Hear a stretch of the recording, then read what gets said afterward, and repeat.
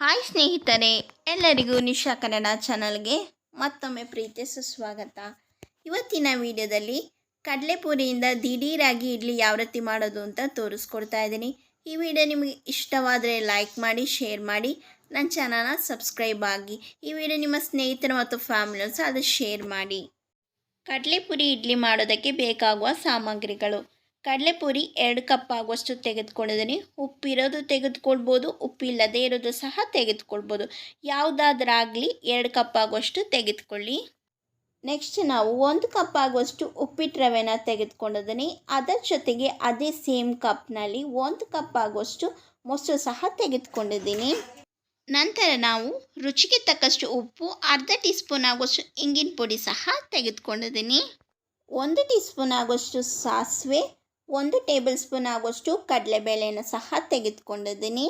ನಂತರ ನಾನು ಸಣ್ಣದಾಗಿ ಕಟ್ ಮಾಡಿರುವ ಕರ್ಬೇವಿನ ಸೊಪ್ಪು, 1/4 ಟೀ ಸ್ಪೂನ್ ಆಗುವಷ್ಟು ಇನೋ ಸಾಲ್ಟ್, 2 ಟೇಬಲ್ ಸ್ಪೂನ್ ಆಗುವಷ್ಟು ಎಣ್ಣೆ, 2 ಹಸಿಮೆಣಸಿನ್ಕಾಯಿ ಚಿಕ್ಕದಾಗಿ ಕಟ್ ಮಾಡಿರೋದು ಸಹ ತೆಗೆದುಕೊಂಡಿದ್ದೀನಿ.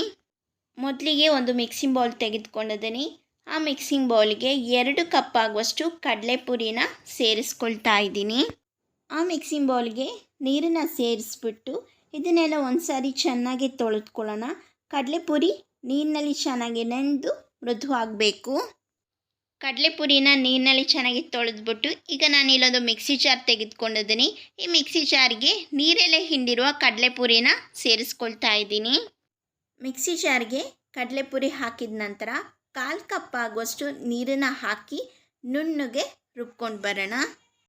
ನೋಡಿ, ಈ ರೀತಿ ನುಣ್ಣಗೆ ರುಬ್ಕೊಳ್ಬೇಕು. ಈಗ ನಾನೊಂದು ಮಿಕ್ಸಿ ಜಾರ್ಗೆ ಸೇರಿಸ್ಕೊಳ್ತಾ ಇದ್ದೀನಿ. ನೆಕ್ಸ್ಟ್ ನಾವು 1 ಕಪ್ ಆಗುವಷ್ಟು ಉಪ್ಪಿಟ್ಟು ರವೆನ ಈ ಮಿಕ್ಸಿಂಗ್ ಬೌಲ್ಗೆ ಸೇರಿಸ್ಕೊಳ್ತಾ ಇದ್ದೀನಿ. ಚಮಚ ಸಹಾಯದಿಂದ ಈ ರೀತಿ ಚೆನ್ನಾಗಿ ಮಿಕ್ಸ್ ಮಾಡಿಕೊಳ್ಬೇಕು. ಅದರ ಜೊತೆಗೆ 1 ಕಪ್ ಆಗುವಷ್ಟು ಮೊಸರನ್ನ ಸೇರಿಸ್ಬಿಟ್ಟು ಚೆನ್ನಾಗಿ ಈ ರೀತಿ ಮಿಕ್ಸ್ ಮಾಡಿಕೊಳ್ಬೇಕು. ತುಂಬ ನೀರಾಗಿ ಹಿಟ್ಟನ್ನು ಕಲಗಿಸ್ಕೊಳ್ಬಾರ್ದು. ಇಡ್ಲಿ ಹಿಟ್ಟಿನ ಹದಕ್ಕೆ ಕಲಿಸ್ಕೊಂಡ್ರೆ ಸಾಕು. ಆಮೇಲೆ ಬೇಕಾದರೆ ಸ್ವಲ್ಪ ನೀರನ್ನು ಸೇರಿಸ್ಬಿಟ್ಟು ಚೆನ್ನಾಗಿ ಮಿಕ್ಸ್ ಮಾಡ್ಕೊಳ್ಬೋದು.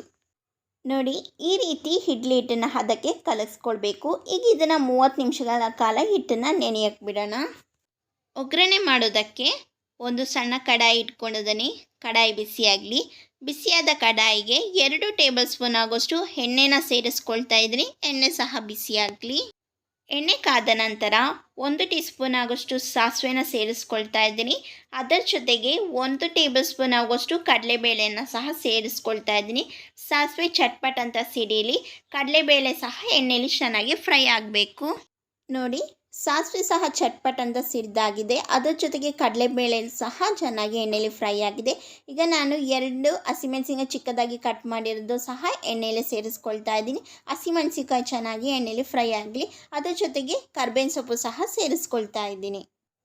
ಸ್ಟವ್ ಫ್ಲೇಮನ್ನು ಆಫ್ ಮಾಡಿಬಿಟ್ಟು ಇದನ್ನು ಚೆನ್ನಾಗಿ ಮಿಕ್ಸ್ ಮಾಡಿ ಪಕ್ಕಕ್ಕೆ ಇಟ್ಕೊಳ್ಳೋಣ. ಮತ್ತು ಇಡ್ಲಿ ಹಿಟ್ಟನ್ನು ಚೆನ್ನಾಗಿ ಮಿಕ್ಸ್ ಮಾಡ್ಕೊಳ್ಳೋಣ. ಈಗ ಒಗ್ಗರಣೆನ ಸೇರಿಸ್ಕೊಳ್ತಾ ಇದ್ದೀನಿ. ಮತ್ತು ನಾವು ಚೆನ್ನಾಗಿ ಈ ರೀತಿ ಮಿಕ್ಸ್ ಮಾಡಿಕೊಳ್ಬೇಕು. ಈಗ ನಾನು ರುಚಿಗೆ ತಕ್ಕಷ್ಟು ಉಪ್ಪನ್ನು ಸೇರಿಸ್ಕೊಳ್ತಾ ಇದ್ದೀನಿ. ನಂತರ ನಾನು ಅರ್ಧ ಟೀ ಸ್ಪೂನ್ ಆಗುವಷ್ಟು ಇಂಗಿನ ಪುಡಿ ಸಹ ಸೇರಿಸ್ಕೊಳ್ತಾ ಇದ್ದೀನಿ. ನಂತರ ನಾನು ಈನೋ ಸಾಲ್ಟನ್ನು ಸೇರಿಸ್ಕೊಳ್ತಾ ಇದ್ದೀನಿ. ಸ್ವಲ್ಪ ನೀರನ್ನು ಹಾಕಿಬಿಟ್ಟು ಚೆನ್ನಾಗಿ ಒಂದು ಸಾರಿ ಈ ರೀತಿ ಮಿಕ್ಸ್ ಮಾಡ್ಕೊಳ್ಬೇಕು. ತುಂಬ ಗಟ್ಟಿ ಇದ್ದರೆ ಸ್ವಲ್ಪ ನೀರನ್ನು ಹಾಕ್ಬಿಟ್ಟು ಚೆನ್ನಾಗಿ ಮಿಕ್ಸ್ ಮಾಡ್ಕೊಳ್ಳಿ.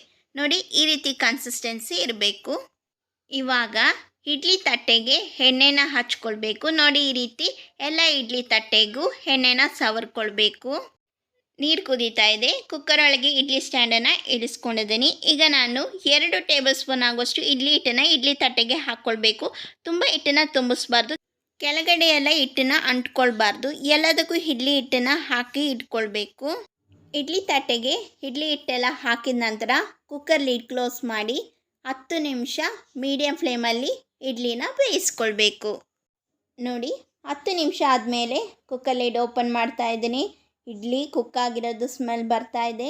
ವಾವ್, ಎಷ್ಟು ಚೆನ್ನಾಗಿ ಇಡ್ಲಿ ಕುಕ್ಕಾಗಿದೆ. ಈಗ ನಾವು ಇದನ್ನು ಪಕ್ಕಕ್ಕೆ ಇಟ್ಕೊಳ್ಳೋಣ. ಕಡಲೆಪುರಿ ಇಡ್ಲಿನ 2 ನಿಮಿಷ ಕಂಪ್ಲೀಟಾಗಿ ತಣ್ಣಗಾಗೋವರೆಗೂ ವೆಯ್ಟ್ ಮಾಡಬೇಕು. ಆಮೇಲೆ ನಾವು ಇಡ್ಲಿನ ಡಿಮೋಲ್ಡ್ ಮಾಡೋಣ. ಕಡಲೆಪುರಿ ಇಡ್ಲಿ ಬಿಸಿ ಕಂಪ್ಲೀಟಾಗಿ ಆರಿದ ಮೇಲೆ ಚಮಚ ಸಹಾಯದಿಂದ ಈಗ ಇದನ್ನು ತೆಗಿಯೋಣ. ನೋಡಿ ತುಂಬಾ ಚೆನ್ನಾಗಿ ಬೆಂದಿದೆ, ತುಂಬ ಮೃದುವಾಗಿ ಬಂದಿದೆ. ಈ ವಿಡಿಯೋ ನಿಮಗೆ ಇಷ್ಟವಾದರೆ ಲೈಕ್ ಮಾಡಿ, ಶೇರ್ ಮಾಡಿ, ನನ್ನ ಚಾನಲ್ನ ಸಬ್ಸ್ಕ್ರೈಬ್ ಮಾಡಿ. ಮುಂದಿನ ವಿಡಿಯೋ ಇದೇ ರೀತಿ ನಾನು ಹೊಸ ವಿಡಿಯೋ ಬರ್ತೀನಿ. ಎಲ್ಲರಿಗೂ ಧನ್ಯವಾದಗಳು.